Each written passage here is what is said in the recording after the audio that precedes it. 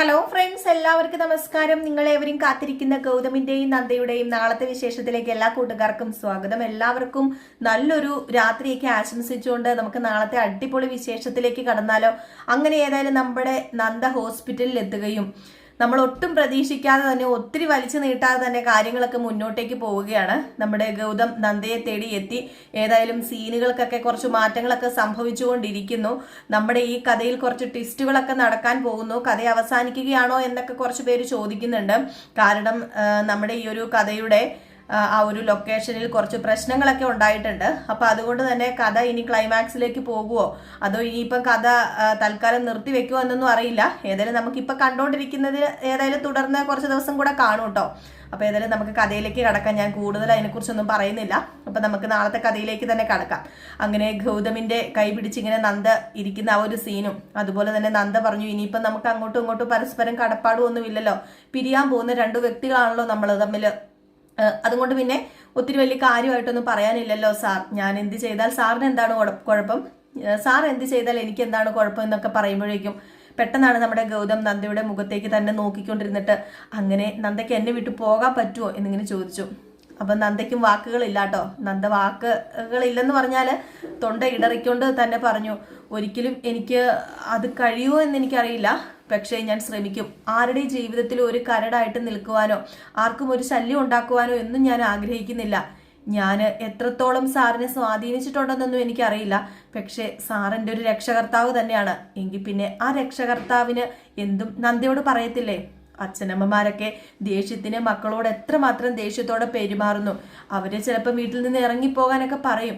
പക്ഷെ അങ്ങനെ പറയുമ്പം മക്കൾ ഇറങ്ങിപ്പോവോ? ഇല്ലല്ലോ. അതുപോലെ നിന്റെ രക്ഷകർത്താവല്ലേ ഞാന്. എനിക്ക് നിന്നെ നിയന്ത്രിക്കുവാനും ശ്വാസിക്കുവാനും ഉള്ള അവകാശവും അധികാരവും ഒന്നും ഇല്ലേ നന്ദേ എന്നിങ്ങനെ ചോദിച്ചു കഴിഞ്ഞപ്പോഴത്തേക്കും വീണ്ടും നമ്മുടെ നന്ദ നിറ കണ്ണുകളോടെ തന്നെ നമ്മുടെ ഗൗതമിനെ നോക്കുകയാണ്. അങ്ങനെ ഗൗതം പറയുകയാണ്, എന്നോട് ക്ഷമിച്ചൂടെ നിനക്ക്? ഞാന് ചെയ്തത് ഒരു തെറ്റായി പോയി, എനിക്കറിയാം. എന്തോ ആ ഒരു അവസ്ഥയിൽ എനിക്ക് എന്നെ നിയന്ത്രിക്കാൻ പറ്റിയില്ല. പല കാര്യങ്ങൾ തലയിലൂടെ ഓടുമ്പോൾ എന്താണെന്ന് എനിക്കറിയില്ല. ആ ഒരു സമയത്ത് എൻ്റെ പിടി വിട്ടുപോയി. ഞാൻ പറഞ്ഞത് നിന്നെ ഒരുപാട് വേദനിപ്പിച്ചിട്ടുണ്ടെന്ന് അറിയാം. അതുകൊണ്ട് തന്നെയാണ് ആ വീട് വിട്ടിറങ്ങാൻ നീ തീരുമാനിച്ചതെന്നും എനിക്കറിയാം. അതുകൊണ്ട് രക്ഷകർത്താവായ ഈ ഗൗതം സാർ പറയുക തന്നെയാണെന്ന് കൂട്ടിക്കൊണ്ടാ മതി. തിരിച്ചു വരണം. ഇന്ദിവരം തറവാട്ടിലേക്ക് നീ തിരിച്ചെത്തണം. നീ ഇന്ദിവരം തറവാട്ടിൽ നിന്ന് പോയാൽ അത് വലിയൊരു തോൽവിയാവില്ലേ നന്ദേ? നീ തോക്കുന്നത് എനിക്കിഷ്ടമാണോ? ഒരിക്കലും നീ തോക്കുന്നത് എനിക്ക് ഇഷ്ടമല്ല. അതുകൊണ്ടാണ് ഞാൻ പറയുന്നത്, നീ വരണം. നീ ഇന്ദിവരം തറവാട്ടിലേക്ക് തന്നെ മടങ്ങി വരണം എന്ന ആ ഒരു എന്താ പറയുക, നമ്മുടെ ഗൗതമിന്റെ വാക്കുകൾ ഒരിക്കലും തള്ളിക്കളയാനാവില്ല നന്ദയ്ക്ക്. അതുകൊണ്ട് നന്ദ ഒരു തീരുമാനം എടുക്കുകയാണ് ഗൗതമിന്റെ കൂടെ തന്നെ അങ്ങോട്ടേക്ക് ചെല്ലാമെന്ന്. പക്ഷെ ഇതേ സമയം ഇന്ദിവരം തറവാട്ടിൽ പല പല കാര്യങ്ങളൊക്കെ നടക്കുകയാണ്. കുടുംബത്തിന് നാണക്കേട് ഉണ്ടാക്കി വെക്കാനുണ്ടായ ഒരു സന്തതി എന്ന് പറഞ്ഞ് പവിത്ര ആ ഫോണിൽ വന്ന വീഡിയോ ഒക്കെ എടുത്ത് അങ്ങോട്ടും ഇങ്ങോട്ടും കാണിച്ച് എല്ലാവരെയും കാണിച്ച്, കണ്ടില്ലേ നമ്മുടെ കുടുംബത്തിനല്ലേ ഇത് നാണക്കേട് എന്നൊക്കെ പറഞ്ഞുകൊണ്ട് പവിത്ര പരമാവധി കുത്തിപ്പൊക്കാൻ ശ്രമിക്കുകയും പവിത്രയുടെ കൂടെ നമ്മുടെ പിങ്കി കൂടിയിട്ട്, പിങ്കി ഓരോന്ന് കൂടി പറയും, അത് കേട്ടിട്ട് പവിത്രയും കൂടും മോഹിനിയും കൂടും. അങ്ങനെ പിങ്കി പറയുകയാണ് ഏതായാലും ഇത് വലിയൊരു നാണക്കേട് തന്നെയാണ് എന്ന് പറയുമ്പോഴത്തേക്കും അർജുൻ ചോദിക്കുന്നുണ്ട്, അത് എന്ത് നാണക്കേടാണ്? എങ്ങനെയാണ് അത് നാണക്കേടാകുന്നത്? ഒരാളുടെ ജീവൻ രക്ഷിക്കാൻ വേണ്ടിയല്ലേ നന്ദ തന്റെ ജീവൻ അപകടത്തിലാക്കാൻ നോക്കിയത്. അത് ഒരിക്കലും നാണക്കേടാവുന്നില്ല. ഈ നിങ്ങളൊക്കെ പറയുന്നത് കേൾക്കുമ്പോൾ സത്യം പറഞ്ഞ് എനിക്ക് പുച്ഛം തോന്നുക. ഇത് കേണൽ മഹാദേവൻ സാറിന്റെ വീടല്ലേ?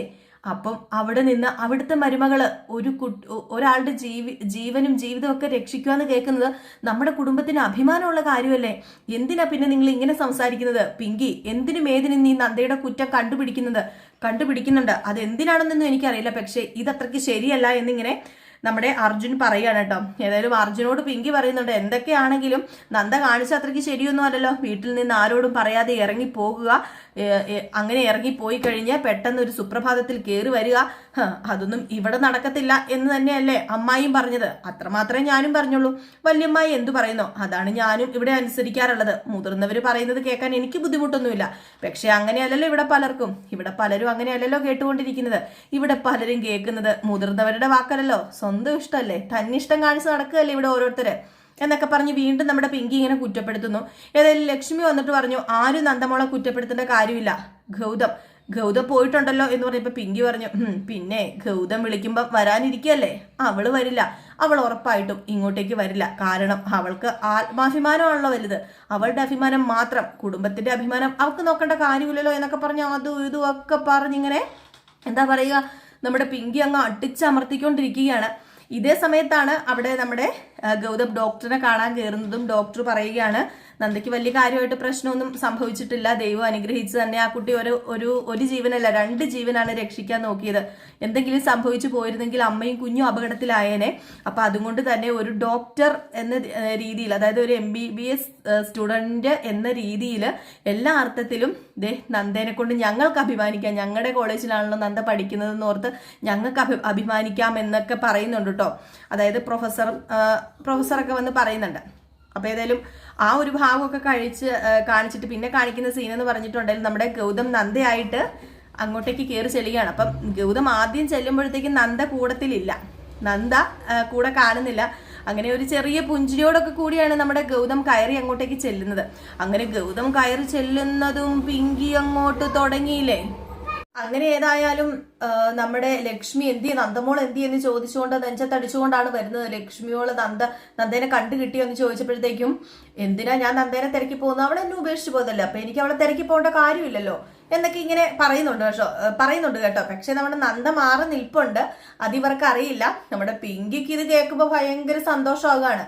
കാരണം നന്ദേനെ കൊണ്ടുവന്നില്ല, നന്ദ വന്നില്ല, നന്ദ ഇങ്ങോട്ട് വരുന്നില്ല എന്നൊക്കെ അറിയുമ്പോൾ കൂടുതൽ പ്രതീക്ഷ ഉള്ളത് നമ്മുടെ പിങ്കിക്ക് തന്നെയാണ്. അപ്പൊ പിങ്കി വലിയ സന്തോഷത്തോടു കൂടി തന്നെ പവിത്രയുടെ മുമ്പിൽ ചെന്ന് പവിത്രയുടെ മോഹിനിയോടൊക്കെ പറയുന്നുണ്ട് കേട്ടോ, അല്ലെങ്കിലും ഗൗതം ചെയ്തത് നന്നായി, നന്ദേനെ കൊണ്ടുവരാത്തത് തന്നെയാ നല്ലത്, അവള് പോകുന്ന വഴിക്ക് അങ്ങോട്ട് പൊക്കോട്ടെ, അവളെ എന്തിനാ ഇങ്ങോട്ടേക്ക് വിളിച്ച് കയറ്റുന്നത്, വീണ്ടും കുടുംബത്തിന് നാണക്കേട് ഉണ്ടാക്കാനല്ലേ എന്ന് ചോദിക്കുമ്പോഴത്തേക്കും, അല്ലെങ്കിലും എല്ലാത്തിനും വഴി വെട്ടിക്കൊടുത്ത ഒരാൾ ഇവിടെ ഉണ്ടല്ലോ, അവളുടെ അമ്മായിയമ്മ ലക്ഷ്മി ആ ലക്ഷ്മി പറഞ്ഞിട്ട് ആ ലക്ഷ്മി ഓരോന്ന് ചെയ്തു വെച്ചിട്ട് ഇപ്പൊ ഇത്രയൊക്കെ ആയല്ലോ, എന്നിട്ട് മരുമകളെ തേടിക്കൊണ്ടിരിക്കുക അവള്. ഏതായാലും ഗൗതമാണെങ്കിൽ അവളെ കൊണ്ടുവരത്തില്ലെന്ന് എനിക്ക് ഉറപ്പുണ്ടായിരുന്നെന്നും പറഞ്ഞ് നമ്മുടെ മോഹിനി. അങ്ങനെ ഇവരും ഒക്കെ അങ്ങോട്ടും ഇങ്ങോട്ടും ഓരോ അഭിപ്രായങ്ങൾ പറഞ്ഞുകൊണ്ടിരിക്കുകയാണ്. അപ്പൊ ഇതിനിടയിലായിട്ട് നമ്മുടെ അർജുൻ വല്ലാത്തൊരു മാനസികാവസ്ഥയിലാണുള്ളത്. അപ്പൊ അർജുനാണ് ഏറ്റവും കൂടുതൽ നമ്മുടെ നന്ദ അവിടെ നിന്ന് പോയതിൽ വിഷമമുള്ളത് കേട്ടോ. വേറെ ഉള്ളവരില് നമ്മുടെ ലക്ഷ്മിനെയും ഗൗതമിനെയും ഉപേക്ഷിച്ച് അവരെ അങ്ങ് മാറ്റി നിർത്തുകയാണെങ്കിൽ നമ്മുടെ അർജുന് തന്നെയാണ് ഏറ്റവും കൂടുതൽ വിഷമമുള്ളത്. അപ്പം അർജുൻ ഇങ്ങനെ മുറിയിൽ ഇരുന്നപ്പോഴത്തേക്കും ആണ് ഇങ്ങനെ ഗൗതം വന്നതറിഞ്ഞതും അങ്ങനെ നന്ദ ഇല്ലെന്നറിയുമ്പോൾ വല്ലാത്തൊരു സങ്കടത്തിലാവുകയാണ്. പക്ഷെ എല്ലാവരെയും ഞെട്ടിച്ചുകൊണ്ട് നമ്മുടെ നന്ദ എല്ലാവരുടെയും മുമ്പിൽ അവതരിക്കുന്നുണ്ട് കേട്ടോ. ഏതായാലും ഈ ഒരു സീൻ കാണുമ്പോൾ തന്നെ നമ്മുടെ പിങ്കിക്ക് എന്താ ഉണ്ടാവുകയല്ലേ, പിങ്കി ഒത്തിരി നാള് കൂടി എങ്ങനെയെങ്കിലും ഇവിടെ നിന്ന് പറഞ്ഞയക്കണമെന്നൊക്കെ ഓർത്തിരുന്നതായിരുന്നു നന്ദേനെ. പക്ഷെ അതെല്ലാം പൊട്ടി പാളീസായി പോവുകയാണ്. സത്യം പറഞ്ഞു കഴിഞ്ഞിട്ടുണ്ടെങ്കിൽ നമ്മുടെ പിങ്കിക്ക് തീരാ നഷ്ടം തന്നെയാണ് ഉണ്ടാകുന്നത്. വലിയതായിട്ടൊരു പ്ലാൻ ഇങ്ങനെ അടുക്കി കൊണ്ടുവന്നാണ്, അട്ടി കൊണ്ടുവന്നാണ്. എല്ലാം കൂടെ ഒരു ഒറ്റ നിമിഷം കൊണ്ട് പൊട്ടി പൊളിഞ്ഞു പോകുന്ന ആ ഒരു രീതിയിലാണ് ആകുന്നത്. അങ്ങനെ നമ്മുടെ ഗൗതം പറയുന്നുണ്ട്, ആരൊക്കെ വിചാരിച്ചാലും എന്നെയും നന്ദേനെയും പിരിക്കാനൊന്നും പറ്റില്ല, എനിക്കൊരു തെറ്റ് പറ്റിയതാണ്. കാരണം ഞാൻ അവളെ പിടിച്ചമർത്തി ഇവിടെ വെക്കരുതായിരുന്നു, അത് എന്റെ തെറ്റ് തന്നെയാണ്. അതെന്തോ ആ ഒരു സമയത്ത് എനിക്ക് അങ്ങനെ തോന്നി. ഏതായാലും ഞാനും എന്റെ ഭാര്യയും തമ്മിലുള്ള വഴക്ക് ഇവിടെ തീർന്നു, ഇനി ആരും ഈ വഴക്ക് കുത്തിപ്പൊക്കിക്കൊണ്ട് വരേണ്ട കാര്യമില്ല എന്ന് പറഞ്ഞപ്പോഴത്തേക്ക് നമ്മുടെ അർജുൻ വന്നിട്ട്, ഏട്ടൻ ചെയ്തതാ നല്ല കാര്യം, ഏട്ടൻ ചെയ്ത് ഏതായാലും നന്നായി. സാധാരണ ഞാൻ ഓർത്തത് ഞാൻ ഇവിടെ നിന്ന് പോണെന്ന് തന്നെയായിരുന്നു ഞാൻ തീരുമാനിച്ചത്. പക്ഷേ നന്ദേനെ തിരിച്ചു കൊണ്ടുവന്നല്ലോ, നന്ദയുടെ മനസ്സ് അത് ഏട്ടൻ അറിയാമെന്ന് എനിക്കറിയാം, നിങ്ങൾ തമ്മിലുള്ള സ്നേഹം അത്രയ്ക്കും ആത്മാർത്ഥമാണെന്ന് എനിക്കറിയാം എന്നൊക്കെ പറഞ്ഞ് ഇങ്ങനെ നമ്മുടെ അർജുൻ ഇങ്ങനെ സംസാരിക്കുമ്പോൾ പിങ്കി ഇത് കേട്ട് പല്ല് കടിച്ചു പൊട്ടിച്ചുകൊണ്ടിരിക്കുകയാണ്. അങ്ങനെ ഏതായാലും നമ്മുടെ പിങ്കി ചെയ്തത് ഒരു നല്ല കാര്യമാണെന്നും ഈ കുടുംബത്തിന് അഭിമാനമാണെന്നും നമ്മുടെ ഗൗതം അവിടെ പറയുന്നു. അരുന്ധതിക്കൊക്കെ സത്യം പറഞ്ഞാൽ അത്രയ്ക്ക് ദഹിക്കുന്നൊന്നുമില്ല, മോഹിനിക്കും പവിത്രയ്ക്കും ഒന്നും ദഹിക്കുന്നില്ല കേട്ടോ. ഏതായാലും നമ്മുടെ നന്ദ എല്ലാവരെയും ഞെട്ടിച്ച് തിരിച്ചെത്തിയിരിക്കുകയാണ്. പക്ഷെ നമ്മളൊക്കെ ഓർത്തല്ലേ ഇതും അങ്ങ് വലിച്ചു നീട്ടിക്കൊണ്ട് പോകുമായിരിക്കുന്ന. ഏതായാലും ഇനിയിപ്പം അങ്ങനെയൊക്കെ ആയിരുന്നു അവർ പ്ലാൻ ചെയ്തുകൊണ്ടിരുന്നത്. സെറ്റിൽ ഈ ഒരു സീനൊക്കെ കുറെ ദിവസത്തേനായിരുന്നു അവർ പ്ലാൻ ചെയ്തുകൊണ്ടിരുന്നത്. പക്ഷേ നമ്മുടെ ഈ ഒരു കഥയുടെ ക്ലൈമാക്സിലേക്ക് പോവുമോ അതോ പകുതി വെച്ച് നമ്മുടെ കഥ അവസാനിക്കുമോ എന്നൊന്നും അറിയില്ല. കുറച്ച് പ്രശ്നങ്ങളൊക്കെ സെറ്റിൽ നടക്കുന്നുണ്ട്, പലരും അത് അറിഞ്ഞു കാണും. അപ്പൊ അതൊരു വലിയൊരു രൂക്ഷമായ ഒരു പ്രശ്നം തന്നെയാണ്. അതുകൊണ്ട് നമ്മുടെ ഈ ഒരു കഥ പകുതി വെച്ച് നിർത്തിപ്പോകുമെന്നൊക്കെ പറയുന്നുണ്ട്. അത് എത്രത്തോളം അതിനൊരു നല്ലൊരു ക്ലാരിഫിക്കേഷൻ ഇതുവരെ നമുക്ക് കിട്ടിയിട്ടില്ല, അതുകൊണ്ട് നമുക്ക് പൂർണ്ണമായിട്ട് പറയാനും പറ്റില്ല.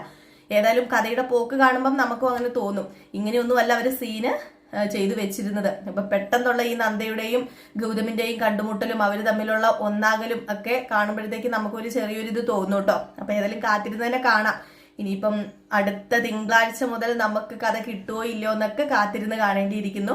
അതൊക്കെ ഏതായാലും നമുക്ക് പതുക്കെ പതുക്കെ പറയാട്ടോ. ഞാൻ എന്തെങ്കിലും ഉണ്ടെങ്കിൽ അറിയിക്കാം, ഞാൻ വഴിയെ അറിയിക്കാം. അപ്പൊ നല്ലൊരു കഥയായിരുന്നു. പക്ഷേ കുറച്ച് പ്രശ്നങ്ങളൊക്കെ കാരണം ആ ഒരു കഥ ഇപ്പം ഇങ്ങനെ വഴിമുട്ടി നിൽക്കുന്ന ഒരു അവസ്ഥയിലാണുള്ളത്. നമുക്ക് കാണാം, കാത്തിരുന്ന് തന്നെ കാണാം എന്താ സംഭവിക്കാൻ പോകുന്നത്. ഏതായാലും നാളെ ഫുൾ വിശേഷമായിട്ട് രാവിലെ നമുക്ക് കാണാം. അതുവരെ എല്ലാവർക്കും വീണ്ടും ശുഭരാത്രി.